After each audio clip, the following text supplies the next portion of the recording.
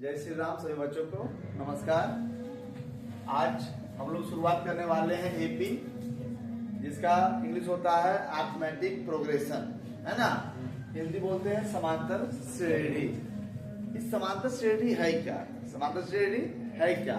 तो आइए थोड़ा सा देहाती भाषा में ले चलते हैं। इस समांतर श्रेणी को हम ले चलते हैं समान अंतर, और श्रेणी को लिखते हैं सीढ़ी। क्या लिखते हैं? सीढ़ी। अब इससे आप लोग समझिएगा कि समान अंतर का सीढ़ी है क्या। तो जैसे हमारे गांव में सीढ़ी होता है, क्या होता है? सीढ़ी, है ना। उसमें जो हम लोग पैर रख के चलते हैं, तो मान लीजिए पहला पैर रखने वाला यहाँ होता है, दूसरा यहाँ होता है, तीसरा यहाँ होता है, चौथा यहाँ होता है। इस तरीके से सीढ़ी होता है। तो आप देखिएगा कि जितना अंतर शुरुआत में दोनों के बीच में होगा, उतना ही अंतर जो आने वाला सीढ़ी है उसके भी बीच में होगा। अगर इसके बीच का अंतर 1 फीट है, तो इसके भी बीच का अंतर कितना होगा? 1 फीट। तो समान अंतर वाले सीढ़ी को ही समांतर सीढ़ी कहते हैं। समझ रहे हैं ना। अब देखिए, इसे मान लिया जाए कोई संख्या है 8, उसके बाद कोई संख्या कितना है? 12। तो 8 और 12 के बीच का अंतर कितना है? 4। तो उसके बाद जो संख्या आएगा वो आएगा, कितना आएगा? 16। इसके भी अंतर कितना होना चाहिए? 4। तो यह जो हमारा संख्या है 8, 12, 16, यह समांतर श्रेणी है। अगर कोई संख्या 3 है, फिर 6 है, और उसके बाद संख्या कितना है? 8 है, तो ये दोनों का अंतर 3 है, और ये दोनों का अंतर कितना है? 2 है। ये समांतर श्रेणी है? नहीं है। ये समांतर श्रेणी नहीं है ना। तो इसी प्रकार से समान अंतर वाले संख्या को समांतर श्रेणी कहते हैं।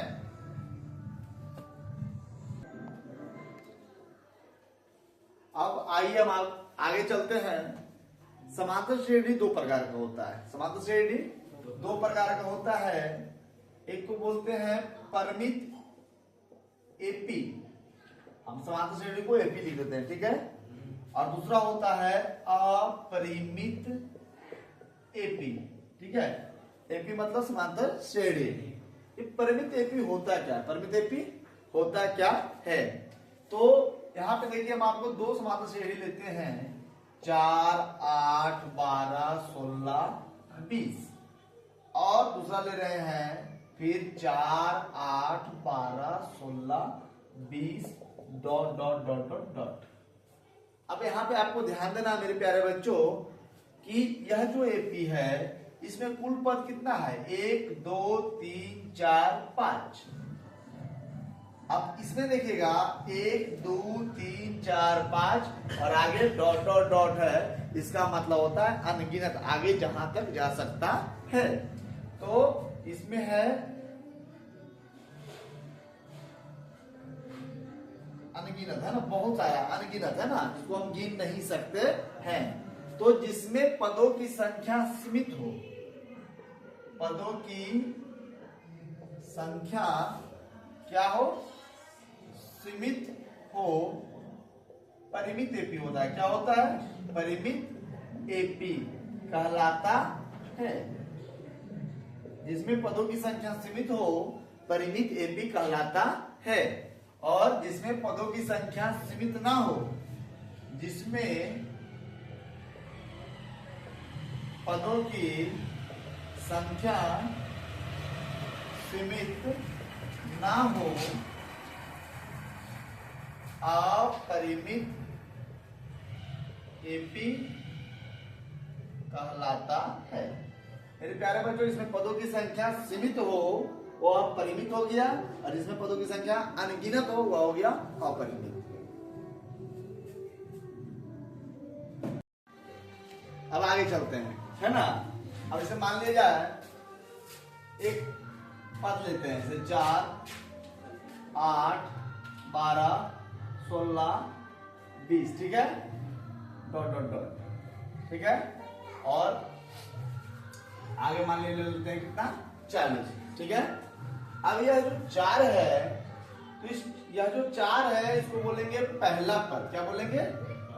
पहला पद। और पहला पद को लिखते हैं ए, या फिर लिखते हैं T1, क्या लिखते हैं, है ना।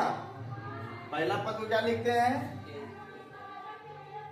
T1 या फिर क्या लिखते हैं A। उसके बाद जो है उसको क्या लिख, यह कौन सा पद है, दूसरा पद। कौन सा पद है, दूसरा पद। उसको क्या लिखेगा, T2 या फिर A प्लस D। ठीक है भैया, D क्या है, यह D क्या है, तो D को बोलते हैं सार्व अंतर। सार्व अंतर, सार्व अंतर मतलब इसका इंग्लिश होता है कॉमन डिफरेंस। Common difference. अब देखिए 4 से 8, 8 से 12, 12 से 16, 16 से 20, सभी में कितना का अंतर है, 4 का। कितना का अंतर है, 4 का। तो कॉमन मतलब होता है समान, सभी में। तो सभी में अंतर 4 का है, तो सभी में समान अंतर है, तो इसलिए इसको बोलते हैं टी, जिसको बोलते हैं इंग्लिश में कॉमन डिफरेंस, सार्व अंतर। तो इसी तरह से तीसरा जो पद है, तीसरा पद, इसको लिखेंगे T3 मतलब A प्लस 2D। उसके बाद चौथा पद, कौन सा पद, चौथा पद, इसको लिखते हैं T4 मतलब A प्लस कितने D, 3D। समझ रहे ना। इसी तरह से डॉट डॉट डॉट आगे चलिएगा।